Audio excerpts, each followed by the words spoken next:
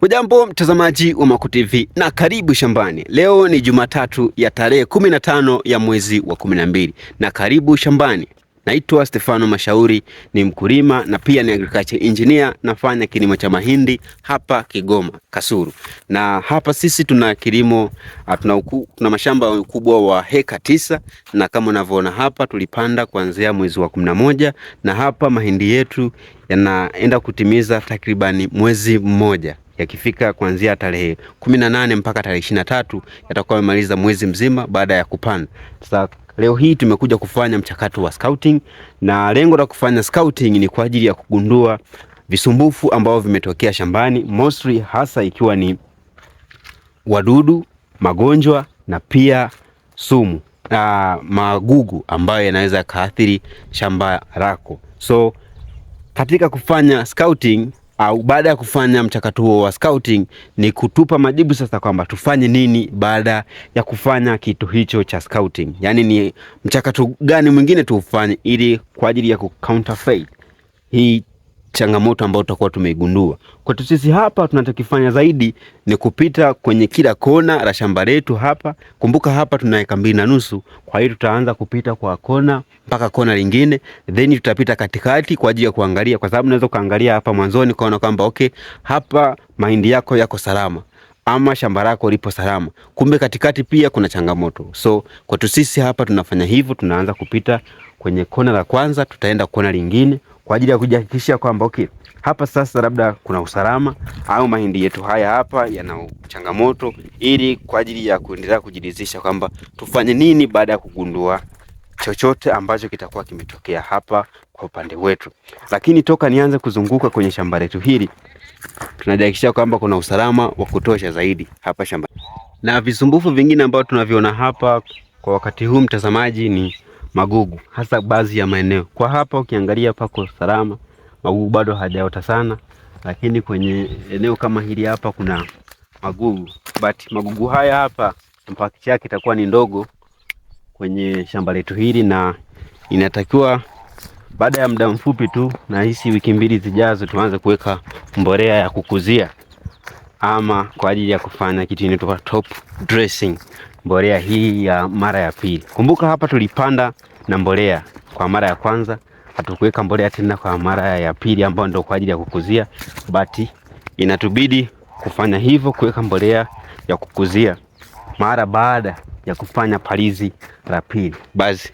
Baadhi ya maeneo kabisa kama ukiona hapa tuna magugu mengi sana ambayo yameota, lakini magugu haya hayana impact kubwa sana kwenye mazao yetu, kwa sababu haya magugu ni yanaitwa nini, majani haya, nimesahau jina lake haya, but haya hayana impact kubwa sana kwenye mazao yetu haya mahindi. So tunaweza tukasubiria tukafika ule muda wa kuweka mbolea ya kukuzia, tukapalilia, ama tukapalilia kwanza hivyo hivyo then tukaweka mbolea ya kukuzia. But kwa hapa hatu expect kutumia jembe tena kwa mara ya pili katika kufanya palizi, itabidi tutumie viuagugu ama herbicide ambazo tuko nazo hapa. But overall ukiangalia hapa kwenye shamba letu, kama tukiendelea kutunza vizuri tutapata mazao ya kutosha, kwa sababu bado percentage ya kumea haya mazao yetu yameota kwa kiwango kizuri, but japokuwa kuna baadhi ya sign ya magonjwa ama wadudu ambao wanaendelea kushambulia haya mahindi yetu ambayo yanatokea hapa. Na ndio maana nimekuambia kuna importance ya kufanya hii scouting, yani kuja kuangalia shambani kwao nini kimetokea, kwa sababu kiangalia wakulima wengi hapa wamemaliza kupalilia, but wako nyumbani wamepoa pale, wamesubiria tu kuja kuweka mbolea. Kufanya vitu kama hivi vya kuangalia kwamba kuna impact yote inayotokea hapa, kuna visumbufu vyote ambavyo vinatokea shambani kwako, kuna wadudu, kuna magonjwa ambayo yapo hapa, na nini ufanye baada ya kufanya hivyo. So hata kama hautatambua kwamba ni ugonjwa upi hasa ambao unatokea hapa au kuna magugu yapi ambayo yanatokea hapa, ni kuchukua tu hata video ama picha pia ya shambani kwako, na then naenda kumuonyesha mtaalamu wako. Kama hapa nitakapobidi kufanya hapa, nitachukua hizi haya kama video tu ya haya baadhi ya mazao ambayo yameathirika, then nitaifika hapo kwa mtaalamu experienced ambao wanafanya kilimo hapa Kigoma hapa pia, na wana uzoefu wa changamoto kama hizi ambazo wanaziita hapa ngungu. ndo ambazo itabidi kwenda kudili nao kwa upande wa leo, then tuchukue hatua ya haraka kwa ajili ya kuja kudhibiti shamba zima hili kabla haija spread na kuanza kuathiri kabisa uzalishaji katika shamba letu hili. Mtazamaji, hapa kwenye kona yetu ya kwanza tumegundua kuna mimea kama 7 hivi, yote imeanza kushambuliwa na hao wadudu. Huu ugonjwa kwa hapa kwa Kilugha inaitwa ngungu, nimesahau kwa Kiswahili inaitwaje huu ugonjwa, na nitaendelea kufuatilia ili kutambua zaidi kwamba ni tufanyeje ili kudhibiti haya magonjwa ambayo yanatokea kwa hapa pembeni kwenye kona.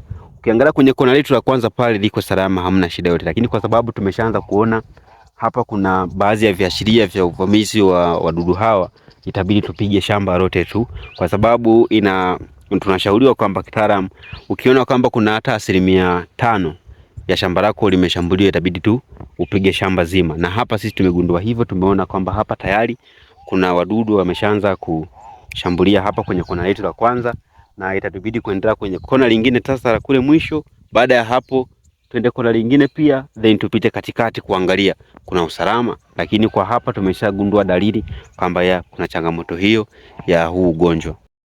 So makamanda, ukiwa kwa nje unaweza ukaona na view kabisa ni nzuri, mahindi yako vizuri, ni ukijani mkubwa, na hapa muda huu ni saa 7, lakini utalia rais namna gani ukijani unavyoonekana hapa, kama mahindi yako vizuri kabisa.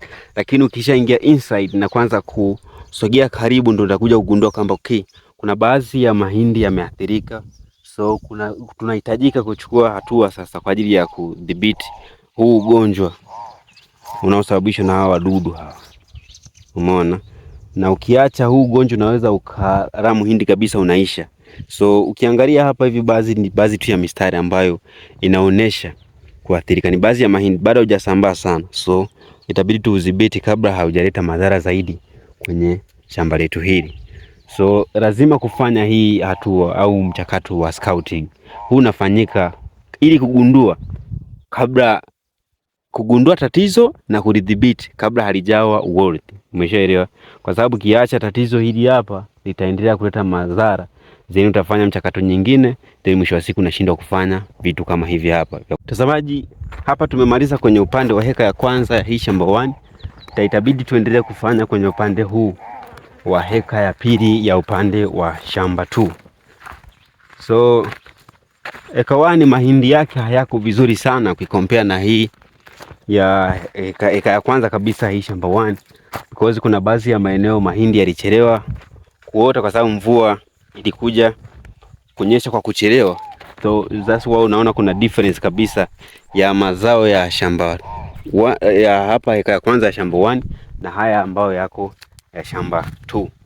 So unaweza kaangalia mengine ndio yameota sasa kwa. So mtazamaji, kwa upande hapa wa shamba 1 ambapo tuna shamba la ukubwa wa heka 2.5, cha kwanza kabisa ambayo nataka tukifanye kwa sehemu hii hapa ya kwanza, kwenye heka ile ya kwanza na heka zote ambazo ziko hapa, itabidi tupige hiyo dawa ya kuondoa hao wadudu ambao wanashambulia haya mahindi, ambao kwa huku wanaita ngungu. Nikipata jina sahihi kwa Kiswahili kwamba inaitwaje, nitawaambieni kwamba ni nini.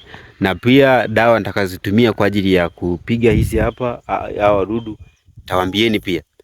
Lakini pia hapa cha kufanya kwenye upande wa hii heka ya pili zaidi, hapa itatubidi kupiga booster, kwa sababu baadhi ya mahindi bado hajawa vizuri, bado na rangi yake hairidhishi, kwa hiyo itabidi kupiga booster kwa ajili ya ku uplift. Kumbuka pia hapa mahindi hayakuota vizuri, kwa kuna mahindi ambayo tuliyapanda tulirudishia hapa kwenye hili shamba kwa ajili ya ku make sure kwamba yataota na kuziba space ambazo mahindi hayo yalikuwa hayajaota kwanza.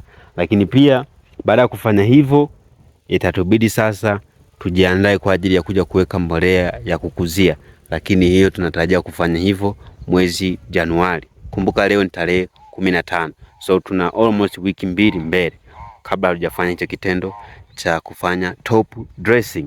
Hiyo ni few analysis na ni kipi ambacho tunatarajia kukifanya kwa hapa shamba letu la kwanza. Nakumbuka tumefanya scouting leo tarehe 15 ya mwezi wa 12 mwaka 2025. So this is it. Naitwa Stefano Mashauri, nipo Kasulu Kigoma, na pia ni agriculture engineer.